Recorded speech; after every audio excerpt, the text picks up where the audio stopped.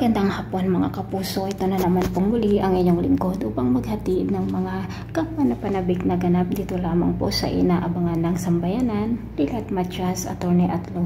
Naging emotional nga po ang episode natin ngayon dahil nga po sa pangyayari dito kay Ramir na umatake po ang kanyang heart attack, kung kaya't ito nga po ang dahilan ng kanyang pagkakumatos at sinisisi nga ni Patricia ang ating bida na si Lilet.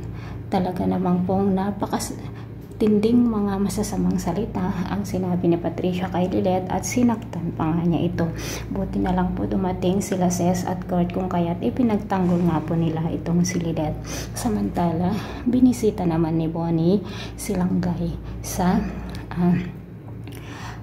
ospital na kung saan ay nangangalaga dito sa kanya at kinausap nga niya si Langgay ng nagwawala ito dahil nga hinahanap niya ang kanyang nanay Chato. Ipinangako nga ni Bonnie dito kay Langgay na gagawin nila ang lahat para sa ganun nga ay mailabas nila sa kulungan si Aling Chato para mapawalang sala siya dito sa pagkamatay ng asawa nitong si Carding.